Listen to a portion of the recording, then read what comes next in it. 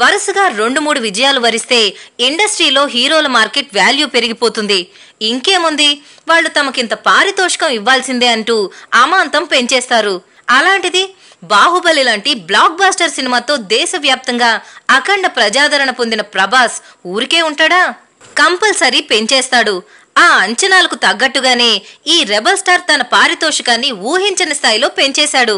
Industry వర్గాల నుంచి అందుకున్న సమాచారం ప్రకారం బాహుబలికి కేవలం 25 కోట్ల పారితోషికం తీసుకున్న ప్రభాస్ ఇకపై చేయబోయే సినిమాలకు 30 నుండి 35 కోట్ల మధ్య డిమాండ్ చేయాలని డిసైడ్ అయ్యాడట. ప్రస్తుతం సాహో చిత్రం తన ఫ్రెండ్స్ బ్యానర్ లోనే చేస్తున్నారు కాబట్టి రెమ్యునరేషన్ గురించి ఏం మాట్లాడలేదట. ఎంత వీలైతే అంత ఇవ్వమని చెప్పాడట.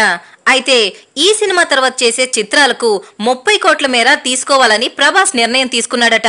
బాహుబలితో ప్రభాస్ కి దేశవ్యాప్తంగా సూపర్ స్టార్ ఇమేజ్ వచ్చింది కాబట్టి అతని సినిమాలకు తెలుగుతో పాటు తమిళ్, మలయాళ, హిందీ, కన్నడ భాషల్లో మంచి మార్కెట్ ఉంటుంది. దీన్ని దృష్టిలో పెట్టుకునే ప్రభాస్ ఇలా తన రెమ్యునరేషన్ ని అమాంతం పెంచేశాడని అంటున్నారు. బాహుబలితో ఇండియన్ హిస్టరీలో సరికొత్త రికార్డులు రాసిన ప్రభాస్ అనూహ్యంగా తన రెమ్యునరేషన్ పెంచేసి అంత మొత్తం అందుకునే తొలి తెలుగు హీరోగా రికార్డ్ పుటలకెక్కాడు. ఇంతకు ముందు స్పైడర్ చిత్రానికి 25 కోట్లు తీసుకుని మహేష్ అందర్నీ ఆశ్చర్యానికి గురిచేశాడు. పవన్ కూడా కాటమరాయుడ్ కి అంతే తీసుకున్నాడు. ఇప్పుడు వీరిద్దరినీ వెనక్కు నెట్టేసి ప్రభాస్ తొలి స్థానంలో నిలిచాడు.